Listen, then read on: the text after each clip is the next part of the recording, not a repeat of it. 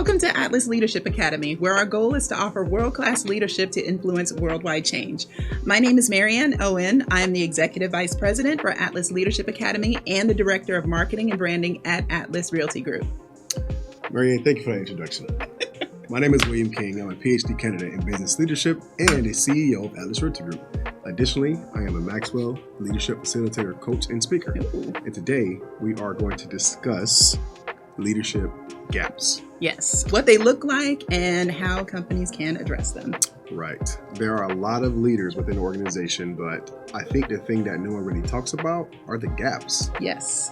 Leadership has become very affluent to talk about within the last 10 to 15 years within organizations. I would agree, yeah. And a lot more people are actually getting educated in leadership. And I know a lot of companies are actually lacking well-qualified leaders. Yes, very strong leadership. So if you are out there and you're looking for a good career field, leadership is definitely where to go. I know when I first got my PhD in leadership and I told my friends, I said, hey, I'm going to get a PhD. And they said, in what? I said, leadership. They laughed. Huh. Why? Because they figure that leadership is something that everybody should have. But there are a lot of gaps within organizations, and not everyone is meant to be a leader. I don't think leaders are necessarily born. Like some people say, you're a born leader. That's not necessarily true. Leadership is taught. You can learn it, but you must also address the gaps. I don't agree. I do think there are some born leaders, some people that just have like that natural presence about them, but like they have the raw talent and skill, but it does need to be honed, and they need to understand why they wield the power they wield so they can when I'm talking about be born, effective. I'm talking about from birth. Well, yeah, I mean, okay, so life experiences maybe have made you a leader. Correct. Maybe. Okay. So leadership is taught. True. So effective leadership is crucial for the success of any organization. Okay. Do you agree or not agree? Agree. Absolutely agree. But what happens when there's a gap in leadership? A lot of things can probably tumble. There could be conflicts. There can be chaos. Yes. Drama. Yeah. Lots of bad things for business. Where's the exploding emoji right now? The one that goes like... Right here. All right. So that one. Got it. All right. So we're going to discuss 10 leadership gaps within an organization and what leaders aren't necessarily talking about. Okay. So let's get right into it. Number one. No one is taking ownership of existing situations. Right. That happens a lot inside of corporations, and it also happens a lot in your personal life too, where there's a problem, but no one is taking ownership of it. Right. So the problem just lingers. Yes, it just hangs around, haunting everyone like, this ghost of what should have happened but did not happen. Right. And then nobody wants to claim it. Like it's something bad that happened. Nobody wants to take ownership of it to resolve the problem. Agreed. So how do you address that? You have to address it like head on, I would think. Somebody has to step in and it's just like, who owns this? Right. And the question is always going to be, that's not my problem. It's not my responsibility. But so ultimately, whose responsibility is it? I think it would be a leader to either take responsibilities, like, okay, this is outside of my area of expertise, but I'm going to take ownership of this. I'm going to gather a team that do have expertise in this, and then we're going to figure this out. Any leader. Any leader. Any leader. I totally agree with that. Any leader. If you're a leader in your organization, you see that there's a problem that has not been solved and is completely just lingering, I want to challenge you to just go ahead and take control of that problem. Right. That's taking initiative. Right. That is seeing the bigger picture. Assemble a team to really divide what the problem is and try to come up with a solution to assist your organization in growth. That's right. So, number 2 is I can't say that word. Inadequately. Inadequately. Prepared emerging leaders. Yes. So that means... I struggle with words. It's okay. And pronunciation. It happens. It happens sometimes. So inadequately preparing emerging leaders is a really, it's a big gap because the point is succession, right? You don't want... Well, you're not going to be working forever. And, things happen, God forbid, but... what happens if a leader is taken out? You got to have that line of succession, which also falls a little bit later on our list. But you want to prepare the next group of emerging leaders. So it's really important to identify those people and then start pouring into them and empowering them. What happens when a leader is promoted, or when a manager is promoted to a leadership position and they're not ready? Well, then you give them time to be ready, to get ready. You give them the steps, the tools necessary. Sometimes that takes reading, that takes going to classes, that takes, identifying those things that Right. maybe they're not good at, that they can strengthen some skills. Like they might have lots of head knowledge and things like that, but they aren't good at speaking up or, public speaking and things like that. So you send them to Toastmasters. Or if they don't have a lot of knowledge, but they have a lot of raw, natural kind of talent, then you send them to different classes and then, engage with other people in their same skill set. And then so they can build and grow. So that's Now, with that amount of time and resources that a corporation puts into inadequately prepared leader, does that hurt the corporation? Well, I mean, I would think it would be like kind of like maybe a short-term loss, especially if they're the ones paying for, these classes and things like that. But I would think like a lot of times, the onus is on the person that wants to be in leadership because once you're financially invested, then that means that, you're probably going to go all the way, right? So, and I would think it just kind of depends, but no, if you're making an investment in somebody, the point is to get a return. So you have to check all your boxes to make sure that this is the right place that I'm putting my time, my effort, so I can get a return on this investment. Makes sense. So, how do we address the leader that was promoted into the leadership position in the first place? Like, what can we do as leaders to actually prevent that from actually happening?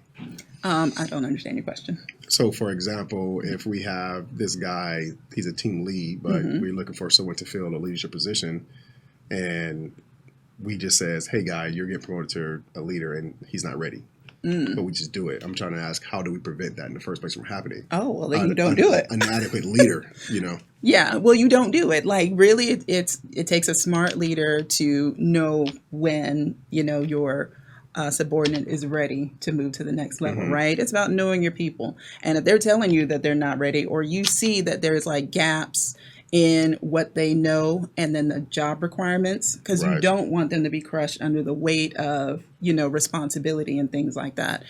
You got to know them. You got to know where they're at, where they're located. And if they're not ready for this position, maybe they're ready for another position, or maybe they're ready for more responsibility in the position that they're in. Right. So, it's just being a smart leader, not being in such a rush to push people because you don't want to push them over the edge. Understood. And you don't want to break them either. Understood. Now, number 3 is actually my favorite. Yeah, is it? Yeah. A bias towards managing instead of leading. There's a clear difference between a manager and a leader. That's correct. A clear difference. Not everyone is meant to be a leader, and some people are meant to be just managers. And you and I, we just had that conversation, I think, a day or two ago about the difference. So. Yes. Why don't you go ahead and give everyone the difference between a manager and what a leader is supposed to be? And Yes. you said it perfectly, and I totally agree with you. Yeah. And out of all my leadership experience and then just leadership knowledge itself in theory, that in research that I've done on leadership, you actually said it the best out of all these prolific people that I've already read about. Oh, You wow. said it amazingly. So please repeat that for the world to hear. Okay. Now remember, her goal is to influence worldwide change. So her definition of manager versus leader is absolutely amazing. So go ahead and just tell the world again what you said. Oh, well, thank you. So what I was saying in terms of like managing and leading, a manager is more with the people. They're more, touchy-feely. They may lean towards, thinking of tons of scenarios that each person on their team might have. They're like, oh, let me say that this person has this going on. Well, this person has like 29 kids and we have to adjust our company, for our people because, we don't want them to very, very touchy-feely, very just kind of like loving and, and also very tactical. Like they're very, very detailed in how things should be done. Whereas a leader casts vision. And it's not that a leader doesn't care about the people, but it's about the vision and overall good of the company. And then everybody, will kind of like fall in line under that. So the leader casts the vision. It's like, this is where the company is going. This is our goals. These are the type of, people that we want, working for our company, to keep the culture and then Right. keep, the progress, be able to handle the weight of the vision that I'm casting. And then the manager manages the people. They're supposed to be touchy-feely. They're supposed to be loving. They're supposed to have that really big heart and then care about their people, but also keeping in mind the overall vision that the leader has cast. So having to come up with ways, and that's where being tactical comes in, come up with ways to get their people that they're managing to move forward, to move the vision forward. So I hope I said all of that right. You said it right. So if I'm hearing you correctly, you're pretty much saying that managers manage, leaders lead. Correct. So do managers exhibit leadership principles in order to manage? Yeah, they absolutely, because they're still leading a team of people. It's just that their approach is a little bit different, right? You know, and their approach is not big picture. Their approach is small. You know, let me take care of my people, because a strong team, a strong core team, can help push the overall vision forward, which I totally believe in. And it's like, you know, because I was even at that position myself, to where I got dinged for well, it's not really a ding, but you know, they said, hey, a leader has overall vision, company vision, and you were more or less concerned about your team. And my thought was, well, without a strong team, you can't have a strong company. Correct. I totally agree with that. But that is a manager mindset. I care about my team. I care about us. And it's not that you don't care about the company, but again, the mindset is strong team, then we can do company business. Whereas leadership, big picture, company business, how are we all going to get there? Not just my team. Right. So we're reading that the gap is actually the bias between the actual two. So are we saying that a lot of people just don't understand the distinction between a manager and a leader, and so they're oftentimes they become either confused or they become intertwined with each other? I think they definitely confuse. Yeah, I think they definitely confuse the two, because when people are, you know, managers, they automatically think, well, I'm a leader and I can do the things that a CEO can do, and that's not necessarily the case. Right. Makes sense. Okay.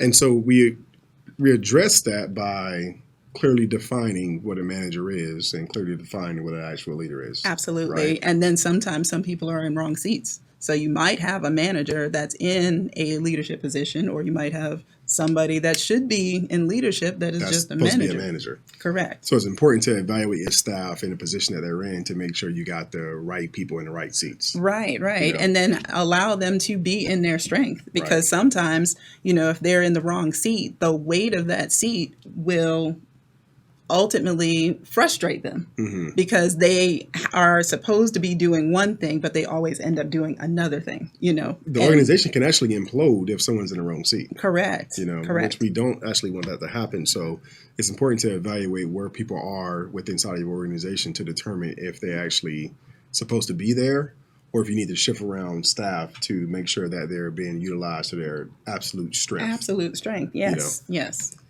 Now, number 4 is going to be unclear responsibilities and people operating in silos. Yes. One thing I hate when it comes to people and when it comes to a team is someone running off and doing their own thing, you know, especially when you got the person that's, what do we call it in the military? OFP, you know. What does that mean?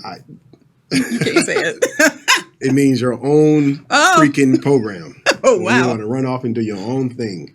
You know, that's definitely something that a lot of people don't address within corporations, especially within small teams itself. Right. If you're going to work together as a team, work together as a team. Because one person may think that this is boring or I'm not interested, so I'm going to go off and just do my own thing. Right. So it was just like in college where, you know, the professor says that, you know, you guys got a group project.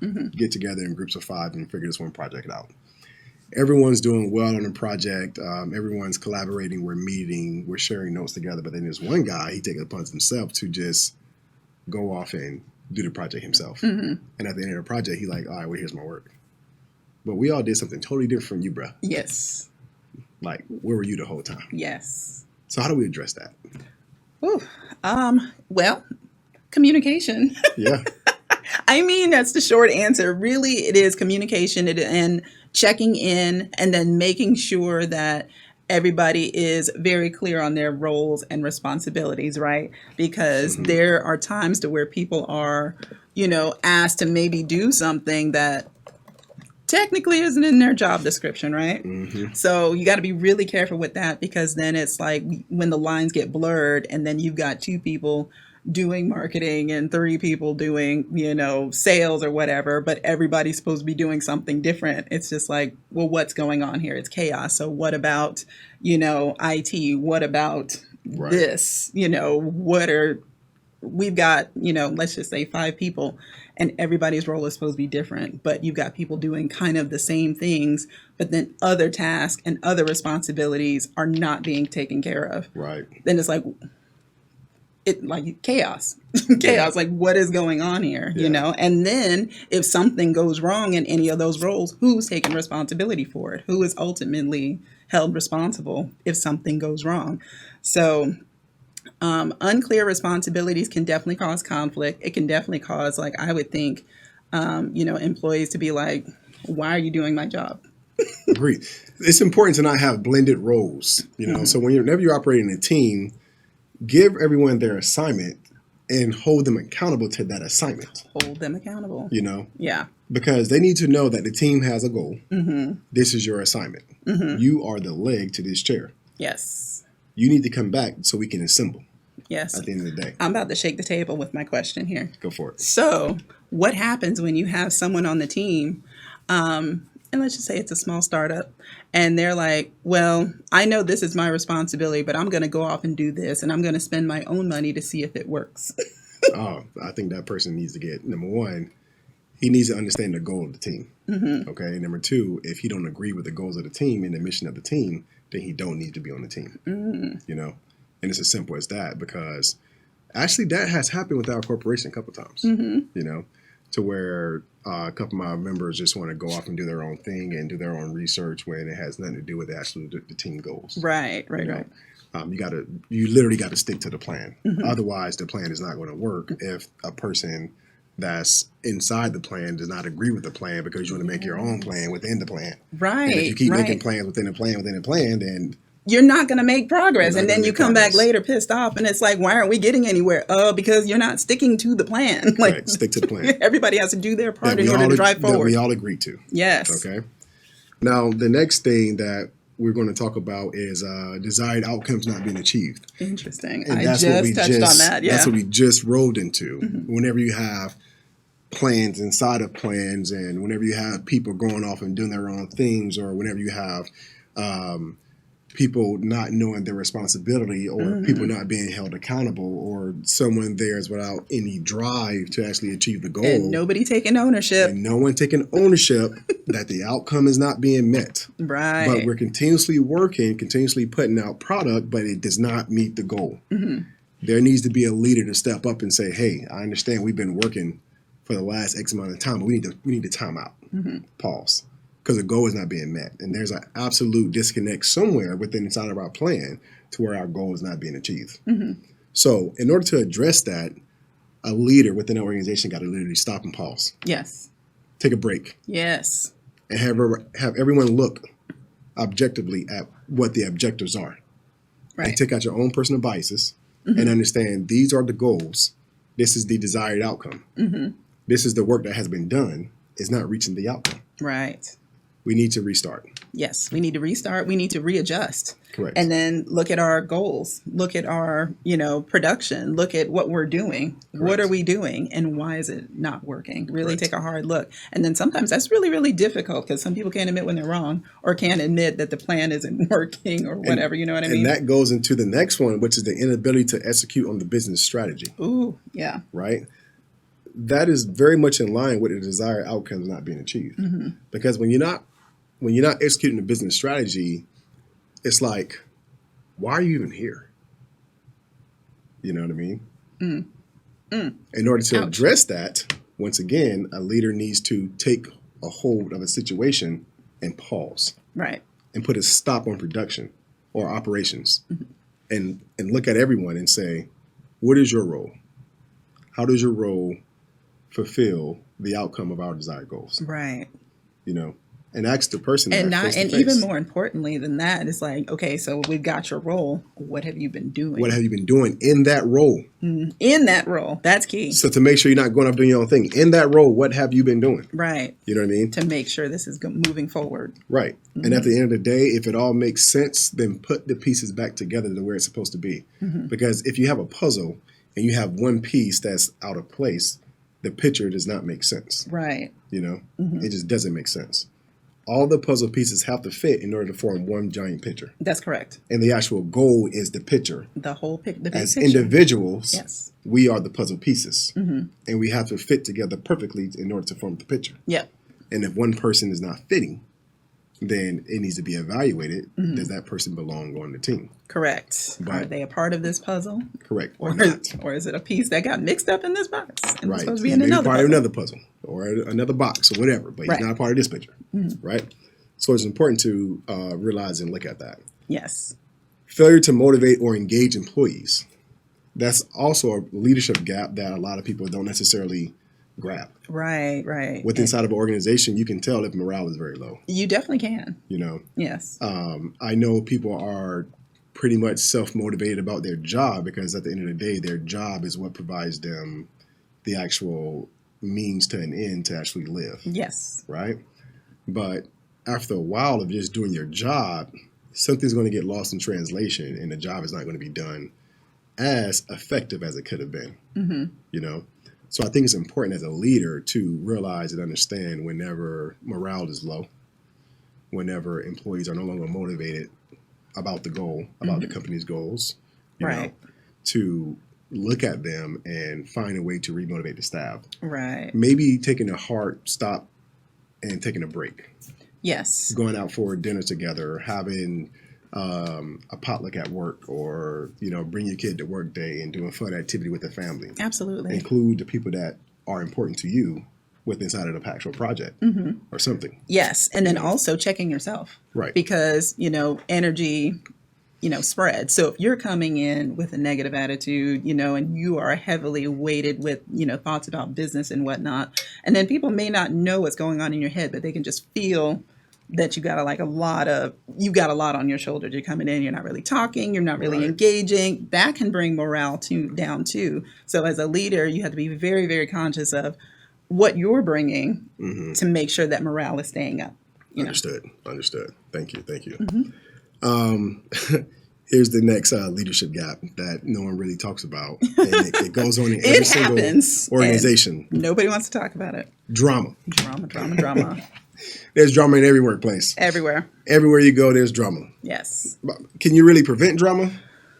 You can do your best. You do your It's best, but- more or less trying to head it off at the pass before Right. it turns into something People ridiculous. are people, and people are going to clash. So there's going to be drama within the workplace. The type of drama that I'm referring to is the obvious drama that does not necessarily get taken care of, which is all the things we mentioned above. Yeah. I think that's very dramatic whenever goals are established and the desired outcome is established, and workers have been tasked with certain things to do in order to meet that outcome. And it's not happening. To me, that's dramatic. Yes. Yeah. Now, just the regular people problems, I don't like you, you don't like me, you can't really avoid stuff like that a lot of times. I mean, it happens. Right. Every personality is not going to mesh. However, it takes, somebody that is just mature to realize it's like, we don't have to be best friends, but we do work in the same environment. I can be cordial as long as you're cordial. It don't, Right, it doesn't have to go on from there. Let's get this done. Yes, but don't test me. I had to throw that in there. I'm sorry. No drama. Just kidding. So, number 8, no succession plan in place. This is actually like one of my favorites because, well, not favorite in terms of negative, but favorite in terms of like everyone should have a succession plan, because the point of leadership is to build other leaders and to get other people, promoted and to keep building up your company, your corporation, So, and then giving other people an opportunity. Like, it's not all about you. It's about people. Correct. So having a succession plan, replacing yourself. People are often scared of, oh my gosh, if somebody can do this job better than me, then what will I do? Something else, keep dreaming, keep living, keep doing. It's like, this isn't the end all be all, but it is important. Because I don't claim to know everything. I would love to train somebody to take my place so I can do other things. Absolutely. I would love that. Yes. So, I mean, we're working on a plan to do as such. But it is really, really important to have a succession plan, because even, if you don't plan to leave your position anytime soon, God forbid, what if something crazy happens and you you're out the game. Right. There's got to be, the business still has to go on. Correct. Leadership mindset has to be, the business still has to go. The vision still has to keep going even when I'm long gone. And this is why SOPs are important. Yes. For each individual role, that role needs to have an SOP. Right. And an SOP is, just for the people at home, a standard operating procedure. There we go. Okay. Now, here's my favorite one. Mm-hmm. And I think it's hilarious when this happens. I laugh at it. It happens sometimes. Leaders doing their team's work. Yeah. Now, I don't understand how that even happens, but it happens. It happens. To where you have a group of people and then you have the leader of that group set out tasks and people aren't doing their task and the leader says, you know what? I'll do it. Never mind. I'll just do it myself. Yeah. That is the worst type of leader you can have, the I'll do it myself leader, because at the end of the day, your goal is to what? Make other leaders build people up. Yes. You know what I mean? And then you have to know how to manage other people. You have to understand, how differently everyone works. Because that was one thing for me, to where it's just like, oh my gosh, it's just easier if I do it myself. I can get it done lickety split, 5 minutes. I can't be dealing with, Right. But that's not the point of the assignment. It's not. It is not. No. I mean? That was a test for me to see if I can rally the team, if I can get them motivated to do the task, because you're supposed to push down to work. Correct. So you can be free to do other things like attend meetings, be in, vision casting things, like doing other leadership tasks that your team does not do. Correct. So they have to do their work and you've got to do your work, and you've got to motivate them to do their work. Even if you can do their work, right? Don't do it. Right. Don't.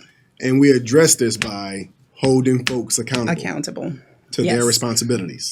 That's right. Accountability is how we address that. Yes. Holding folks accountable. The last one, failure to adapt to new market conditions. A lot of businesses actually fail and shut down because of this. We saw it with COVID, right? Correct. Because people could not adapt to going completely virtual with things. So using the technology that we have to still run your business, even though we're not in person or we're not face to face anymore. Right. A lot of businesses tanked because they could not, and some would not adapt. So they end up closing doors. Think about the e-commerce giant Amazon. Mm-hmm. How many businesses shut down because they were not able to adapt to the changing market conditions of the now new consumer who wanted things instant at the click of a button and delivered to their door. Any and everything delivered right to them. Yeah. Right. A lot of business shut down because of that. Yes, they did. So how do you address that? First of all, you have to look at new technology as it's coming and see how you can use it with your business. Not being afraid of new things, trying new things. Like if it doesn't work, then, maybe it doesn't work. But then if there's a possibility that it could, and it's a good thing, it's a positive thing, and it could grow your business exponentially, you should definitely go for it and not just be so stuck in an old mindset to where it's just like, oh, we don't need to do that. So we address that by not being afraid to change and being open to adapting and evolving as an organization. You have to adapt. We may have to change the goal. Mm-hmm. We may have to change our desired customer. Right.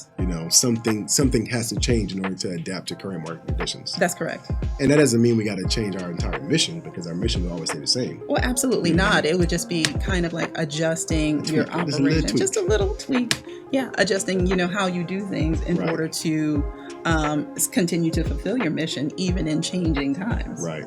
Because the number one thing we all want in business as business owners, we want to scale. Yes. Right? Yes. We cannot scale if we're not adapting to market conditions. That's correct. We're going to actually fall. Mm-hmm. So you're going to get left behind because everybody else will be scaling. Everybody else will be taking advantage of new opportunities and technologies and things like that. And you're still sitting back here in, 1975. Correct. It's not going to work. Agreed. 100%. Mary Ann, what an interesting conversation we had today. Yeah, so it's amazing. Leadership gaps. Now, as we wrap up, we were discussing leadership gaps. And if you'd like to know more about our offerings, you can find us on Facebook and Instagram at Atlas Leadership Academy. Please like, comment, share, and subscribe. You can also click the notification bell for updates. Join us next week as we continue to dive into more leadership topics, and hopefully we'll make you a better leader. If you like our show notes, please go to our bio.